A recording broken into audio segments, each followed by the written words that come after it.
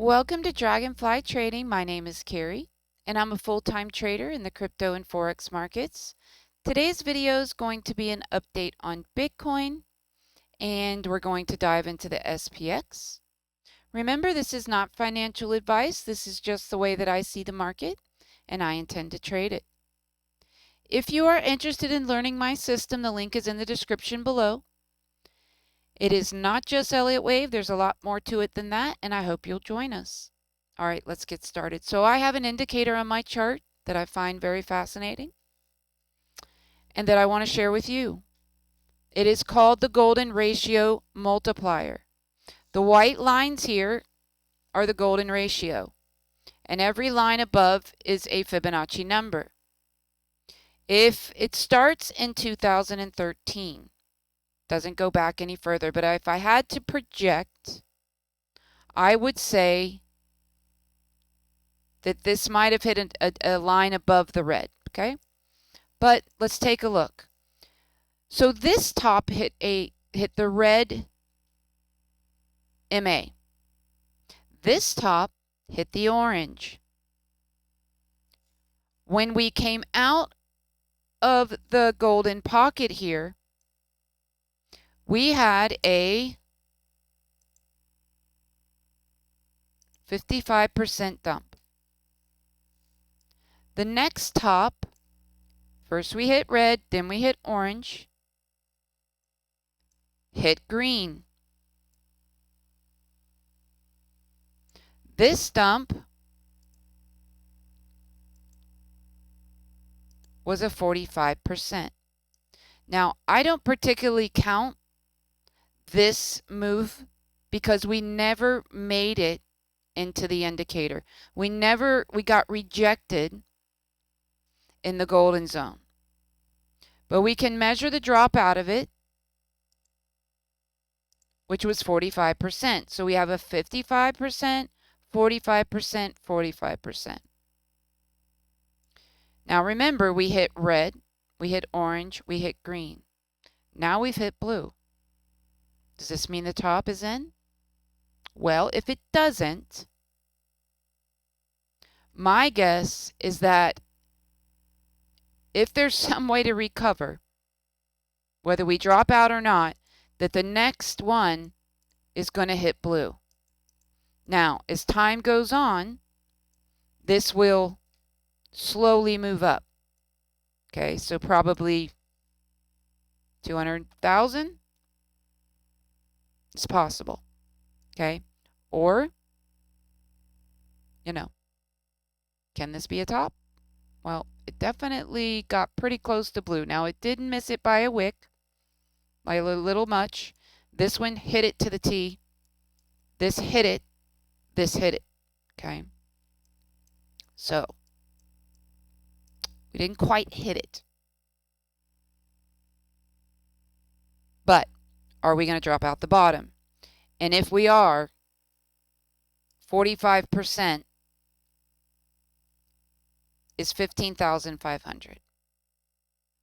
Okay. Golden ratio multiplier.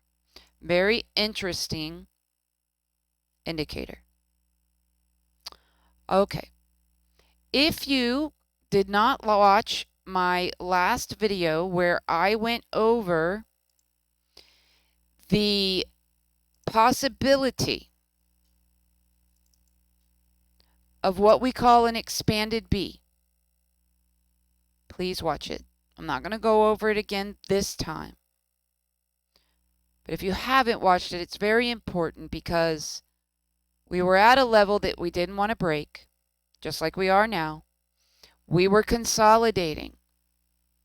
What happened is we made an A, we broke the bottom, sweep the lows into the expanded B pocket, and up came a candle, making an expanded flat. I could totally see this happening here. Totally see it happening. You would pull a fib extension on the high to the low.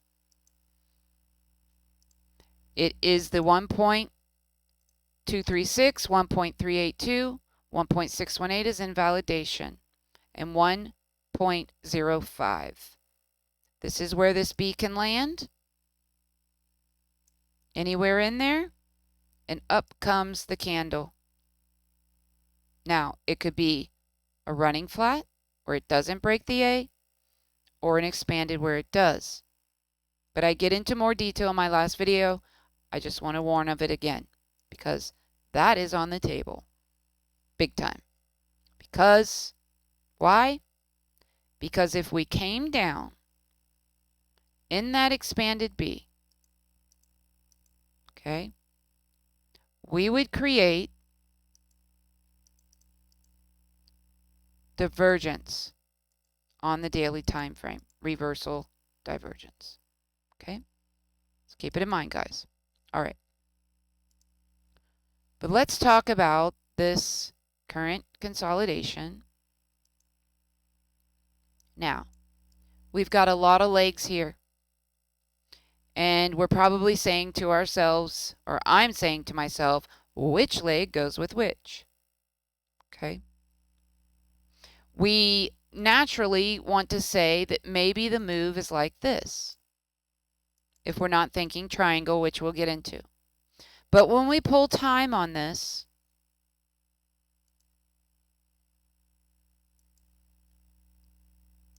this leg did not even hit the 618. This leg cannot belong to this leg. And when I go across here and I try to match up time on these legs, I'm having an extremely hard time. So before we get into triangle, let's talk about just what stands out to me. If I was to look at this for the very first time and had never saw it before, first glance stand out to me very quickly. I would say that that is a connector connecting this leg to the downside. Then, and this is going to get a little complicated, this turns into connector now. And then I would connect this leg to this leg to this leg. That becomes blue. This box becomes blue, higher degree. Then this becomes higher degree. And we'll make this white. Then this leg, this box to the downside.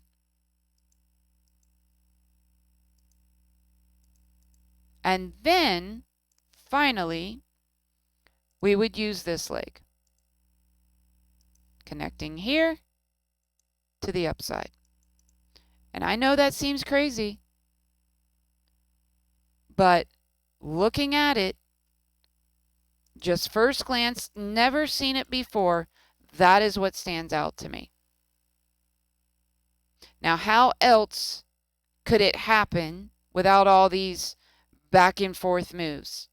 Basically, all this does, and I know it looks crazy, but all it does is make a higher degree flat in the middle, connecting a higher degree flat. This is just the path that it takes to get there. Okay? Now, how could we shorten this up? Because Lord knows we don't want all that.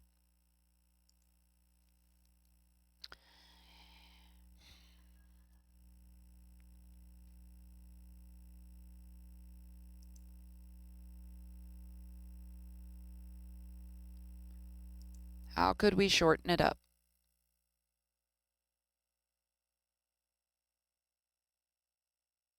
Well, I had it a few minutes ago. Let's see, it was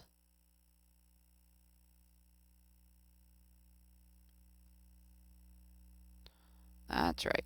Okay, so this box remains.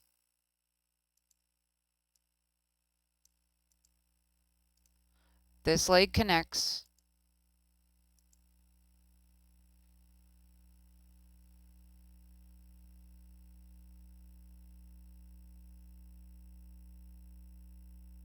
That's right.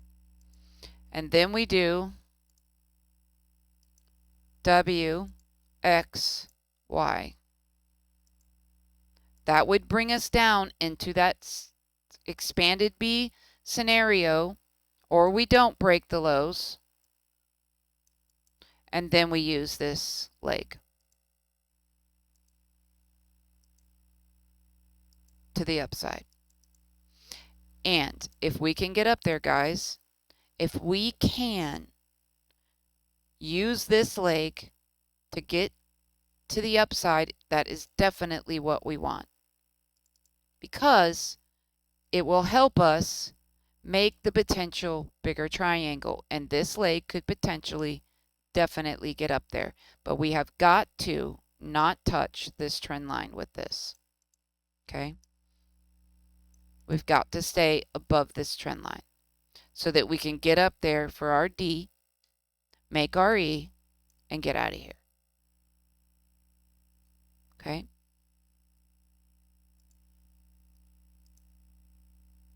but this is a shorter way that it could happen, but I could totally see it happen the longer way.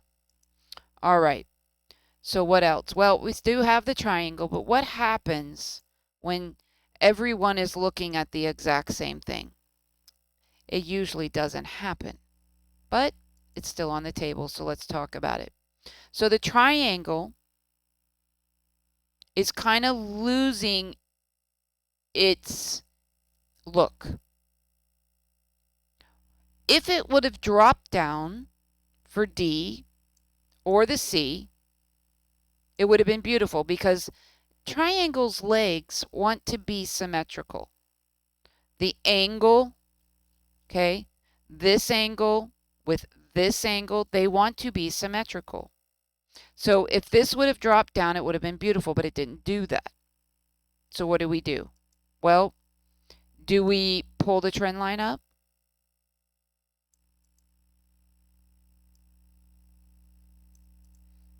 And say that this is D or C, and we're setting in E, or we're setting in D? This is possible. It's also possible that we're making what's called an ascending triangle. That is where you have a flat top and a higher low bottom. But we still don't know which triangle it is. And we won't know until we get the thrust out of the bottom or the thrust out of the top. And we need all the legs. So if it's going up, we need D, and then we need E. E doesn't have to touch the trend line, but D's got to touch a trend line. Okay, so it's either got to get up here, touch this trend line, and then give us 3 waves down for E, and then blast us out of here, or it's the bearish one and we're going to come out the bottom. So if we come out the bottom straight from here, you'll know that we created E.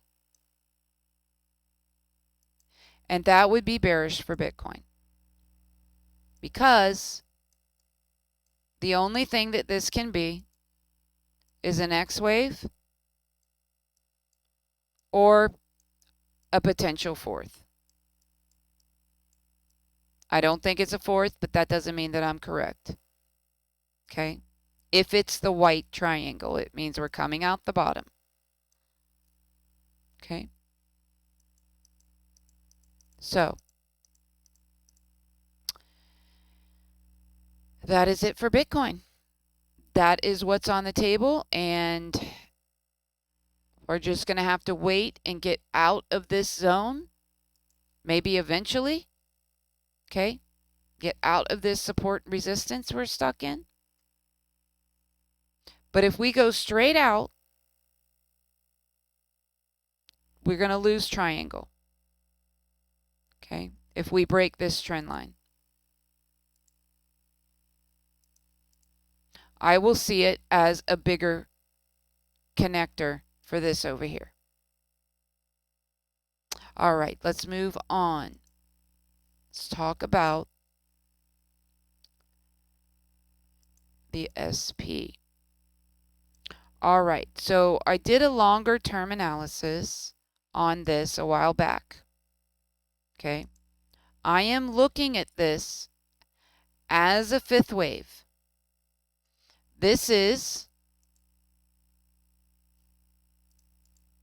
let me move this over out of my face. This is a third. This is a fourth. And all of this to the upside is a fifth. It's just is the fifth done. This, to me, looks like a third. This looks like a fourth. It's pretty obvious. This is a 1 and a 2. This is all the fifth wave. Okay, so let's get closer. So this means we're in the fifth. Now, it is very debatable. Is this 1 and this is 2? This is 3. This is 4 and this is 5 and it's done? I don't think so. Or at least we're not going to think so until it proves us wrong. Okay? But we have to stay out of this potential wave 1 right here.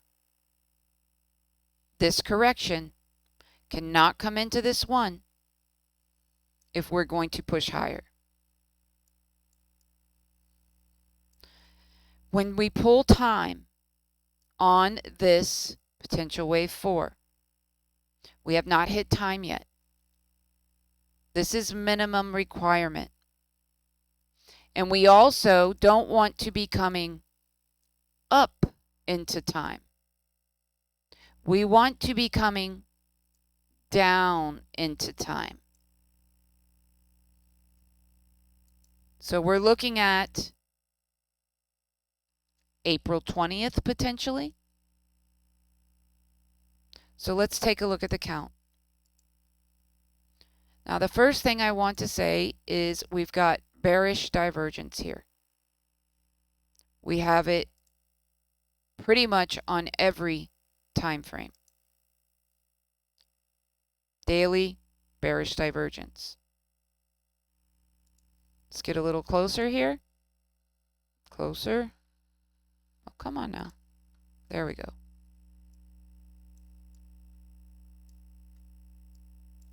I see this as an A, 3 waves A, 3 waves B. I'm going to take this time off of here. And a C for a W. This is 3 waves up for X. And then 3 waves down for Y. Okay, now, this looks like a zigzag, but zigzags can be deceiving because they look a lot like impulse waves. They have the same count as an impulse wave. Okay, where you get 5 waves for 1, 2, 5 waves for your third, and your C wave is also 5 waves. I do see this as a zigzag, ABC. This C can get overextended. We're not going to know which one it is until we break back down into the top of the A, which we're very close to doing here, or this potential one. If we come back down and break into the top of these, then it's definitely the ABC. But there is a tiny chance that it could be an impulse wave and this is done, but I don't think so because of time. The divergence, the bearish divergence, and just the way that this isn't giving us the separation that it should. Okay? But the impulse wave is on the table until we break back down into this one or the A wave. Okay? All right, let's get down a little lower and take a look. I usually don't go this low, but I'm going to. Here we go. 1, 2, 3, 4, 5. It can be an A or it can be a 1. Pull back. This B, I think, can be here or here. It's very hard to tell. If it's here, we definitely started off with 3 waves. But I think it's here. Okay. This looks like 1, 2, 1, 2, 3, 4, 5. I don't think that it's quite over yet. Okay. I think that 3's here, maybe 4 or 5. Okay. But I do think that it is an ABC. And what does that mean? Well, let's go back out to the higher time frame. So when it's done, what that will mean is that we have to connect this leg to the connector, and hopefully it gets up high. The higher this goes, the better. So that partner leg can potentially be higher, because we've got to stay out of this 35.86. Okay? And at this point, when it completes this, the market has a chance to go. Okay? If it doesn't do it and does not give a 5-wave move out of here, and it does some type of flat, that's going to be bad. That's definitely going to be bad, because now we have to connect this whole leg to the connector to the downside, and we're probably going to hit that wave 1, and that will tell us that this 5th wave is either potentially done, or there's one other option. If this was to happen, is that this 5th wave or this 5-wave move is the wave 1 of the 5th.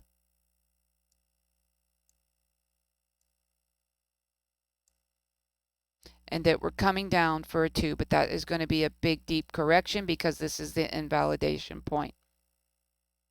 Okay, so this would be a very long wave 2. Because in relation to time, we're talking about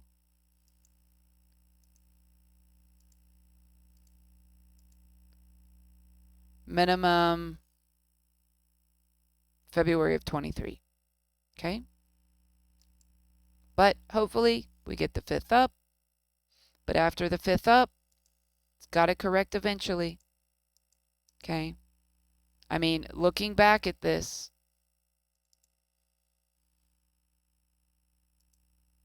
okay, this has got to correct eventually. And we do have a major correction here that is a 3 and a 4. Now, is that all the 5 we're going to get? Well, maybe not, maybe so. But if that is ending and it's making a 2, it's going to be a pretty big correction. It's going to be a pretty big one. All right. I hope you enjoyed this video. And I just want to say one thing before I go. I will never put a WhatsApp number in the comments. Ever. Okay? These scammers are getting out of control. So if you watch this to the end, comment, "Go away, scammers." That would be great. All right. I hope you have a beautiful day.